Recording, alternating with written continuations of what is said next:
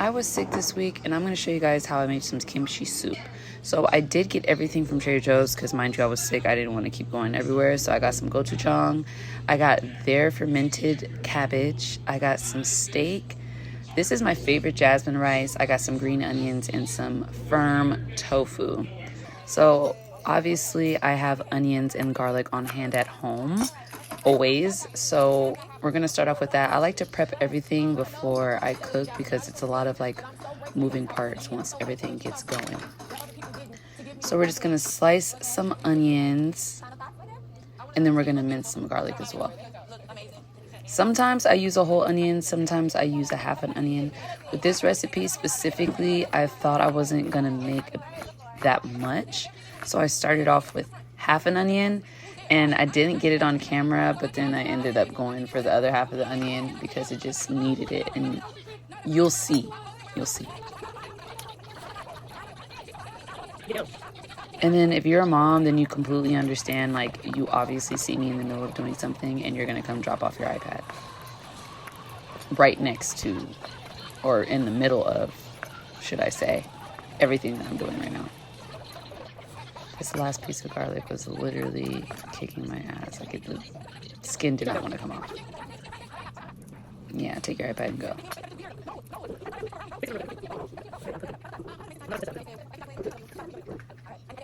Is it just mine, or do kids take advantage of the fact that you're sick and you're not willing to like yell or really like take stuff away and get moving? Because I feel like when I'm sick, I talk to him way more and I repeat myself 10 times than when I'm not sick. It's crazy. It's sad. So I was really hurt. So once all that's done, you're going to separate it because they go into the pot at different times. So I'm going to put this in like a little dipping bowl, I guess. I don't know. And then you're going to get a separate bowl for your onions and you're going to put those in there as well. And then you're just going to set those aside. And this was the fermented cabbage, what it came in. The container's super cute. Now, when I popped this puppy open, I shook it to see if there was juice, and there wasn't much in there. So then I'm like, okay, squeeze in the bottle. I'm like moving it around, like, where's the juice? And then finally it came to the tip, just a little bit. Then we're going to move on to slicing our steak. So I did put this in the freezer for a few minutes, but then I forgot, like, Montana, you didn't clean it. So then by the time I took it out of that, cleaned it, it thawed. So I just had to make it do what it do. So I'm going to slice a lot of this fat off because it's not really needed for this. I don't mind fat on my steak when I'm just eating it regularly. Or I guess certain dishes, it won't really matter if there's fat. But with this one, you kind of want some lean meat. I really wouldn't have even used a New York strip. It's just kind of all they had. So we're just going to roll with it. So you're just going to like glide the knife literally kind of like against the grain a little bit just to get those thin pieces. Obviously some of them are going to be a little thicker, but that's okay. Just as thin as you can get them. And you're just going to do that until basically there's no more steak.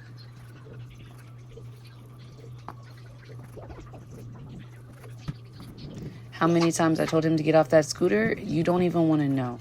I threatened to throw that scooter away because I'm just like, please, the scooter in the house. Like, what? Any other day you already know, but because I'm sick, you riding a damn scooter in the house. Like, I literally can't make this kind of stuff up. But whatever. Now that that's basically done, there might be some remaining fat. Just toss it. Make sure you get as much meat off of it as you can. Then you're left with some nice, thinly sliced steak. So you're going to put that in a bowl and set that aside. Then we're moving on to the pot. So literally, this is how much oil I had. So sad. But you're going to add in your onions and you're going to mix them around and let them kind of sweat just a little bit. And then you're going to be adding in your steak. I don't leave the onions for very long because you're going to put in the steak. I just want to kind of get it to sweat. I didn't have much oil, so I'm trying to get any fluid in this pot that I can to cook this steak. So once that sweats a little bit, you realize like the pan's a little more greasy, kind of. No? Whatever.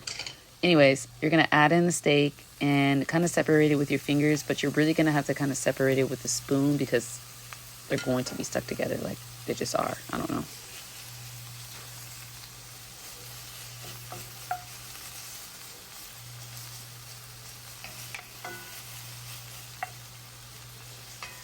I don't know why I'm poking it like that. I don't. I thought it was going to separate. I thought it was going to separate easier. Anyways, I let that sit for like a few seconds because I think I have my pot on like a medium high or just a medium. So it was kind of moving fast. And you know, the goal right here is not to cook it all the way. It's just to sear it. And then we're going to let it finish cooking in the soup. I just want to completely separate all the meat so I don't have just like a chunk of raw meat in my soup.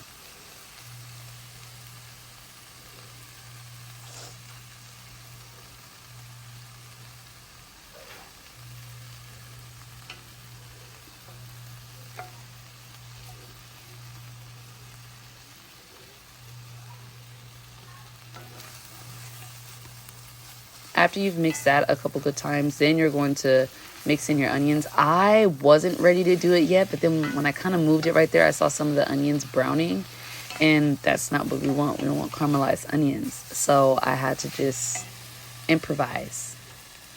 So now I'm going to add in the garlic. No, I did not get it on film because that's just the way my life is set up. Anyways, once that has a good mix, you're not going to burn this garlic. Do not burn the garlic. I feel like in every video, my main point is don't burn the damn garlic. Then you're going to add in your cabbage from your kimchi. There's not much juice in that pot, so we're going to have to improvise again later, which I'll show you guys. But I add in the cabbage because I want the cabbage to be kind of soft. Just as soft as the onions are. That's the goal. That's the best way I can kind of describe it for you. You want the onions and the cabbage to be the same texture. So you're going to add that in the pot. I thought we needed a little more, so I added a little bit more. We're going to give that a nice little mixy. And you're just going to let that simmer just briefly.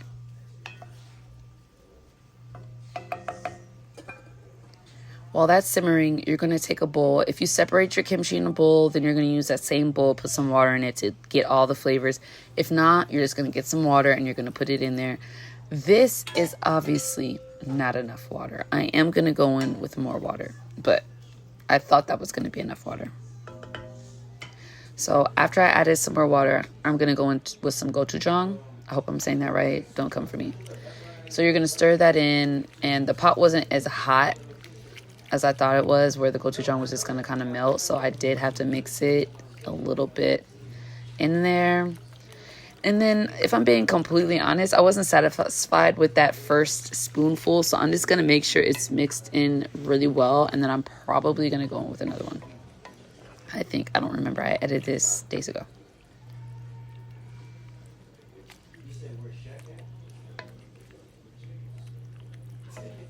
And then, yeah, I came in with the second one because that just wasn't enough. And I really like my soup colorful. And then I feel like that's how you can gauge the flavor. And this just wasn't looking very colorful for me. Not colorful enough. So you're going to mix that in, make sure it's mixed in really well so that the flavors can disperse evenly. And then, again, there wasn't much flavor, so I got some chili flakes, like some Korean chili flakes. And you're going to add that in as well, and that's just going to add a whole nother level of flavor. While I add that, I'm going to also put in some salt, and then I'm also going to add in some fish sauce. I typically don't use this one, but it's the one that was at hand right now. So you're going to add all that in, and this is just basically seasoning your pot. You're not going to add any more seasoning outside of these three things, honestly. You're going to mix that in really well, and you're going to let that simmer for a while because you want those chili flakes to really saturate the flavor in the pot.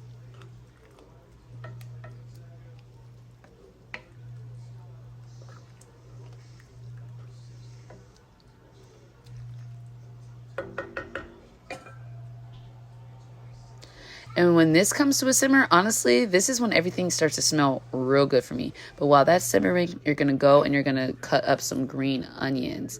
So I cut the butt off. I think everybody does. But I can't be the only one that cuts the tippy tip of it. It's always like welted and nasty, and I just don't like it. So I cut that off. I love onions, green onions, scallions, whatever you want to call it, yellow onions, red onions. Like, I'm an onion lover. So I'm going to put a lot of green onions, and I'm going to save some also for my toppings. I put this in a little separate bowl as well, just because I'm going to use some of this for the pot, and then I'm going to use some of it for the topping as well. So go ahead and put that in like a little something that you got, and then you're going to take that over to your pot. I'm also going to take this time to cut up my tofu. I use the firm tofu. I like the firm tofu because the soft or the medium one, to me, it breaks down in the pot. Even though you're going to stir it really gently, make sure you pour all that liquid off of there. You're going to stir it really gently in the pot. I just like the firm one, and I'm not going to eat this whole pot right now. So it's going to warm up again and everything. And to me, the firm tofu just stays put together through everything. So we're going to stick with the firm. And I cut it up. So I don't cut it necessarily in squares. And I don't cut it super thin or super thick. This is just a preference. It took me years to get the exact size tofu that I like. Now, everybody doesn't like tofu, first of all. And everybody doesn't like a lot of tofu. This is the perfect size tofu for me. And my family, I guess, because they like what I like. So I'm not going to use all of them. So I'm going to just take that half and I'm going to add it to the pot. Because this has been simmering for a few minutes, I'm going to stir it before I add anything inside. And then you're going to add in your tofu. And as you can kind of see what I mean when I say like the texture of the cabbage and the onions are going to be the same. But as you can see, the color got so vibrant because everything got to cook down. So you're going to stir this gently. I kind of just really drag the spoon around the bottom of the pan and I just kind of bring everything around. You might have to shift some things around another way as well, but just remember to remain gentle because you will break down that tofu. And some like it that way, some don't. I personally don't. Then you're going to add in your green onions. And like I said, I like a lot of green onions. So you're then going to give that a nice stir. I don't let this simmer for much longer. Sometimes I turn off the pot. Sometimes I let it simmer for a few more minutes. I think I let this simmer for like a few more minutes on the lowest temperature possible because at this point it's done cooking. You're just letting the tofu absorb the fluid and you don't really even need to let your green onions get soft. Everything else is done cooking. So at this point you can make a bowl. And that's what I did. So I made a bowl, and yes, I added more green onions on the top. And oh my God, this was so good. I look like Skeletor. I look like a corpse. I'm sick. I've lost all the color in my face. That's why I put on my glasses so that I don't scare you guys. But anyways, that was my first bite, and it was so good. I love kimchi. I grew up on kimchi. I don't know what it is, but Korean food is probably one of my favorite cuisines. So I'm going to let y'all listen because it was completely silent in my house. And all you heard was spoons hitting the sides of the bowl because this is how good it was.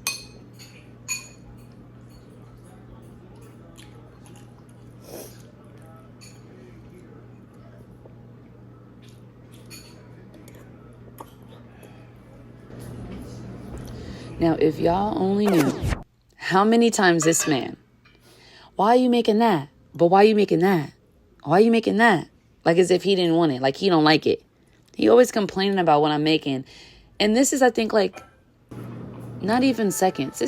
He had the nerve to fucking put the green onions. I'm dead. This was not his second bowl. This was his third bowl.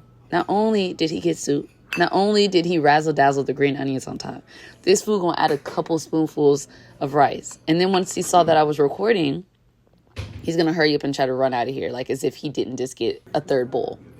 Caught red-handed after all that shit he was talking. Anyways, this definitely hit the spot. I make this, I think, every time I'm sick. It's not a heavy meal, but with the rice, it can be very filling. I don't know if it's a mental thing or if it's actually making me feel better, but I feel better every single time I eat this. And you saw that man. He saw me recording, and he's so disrespectful. He came in here loud as fuck. That was my cue to go.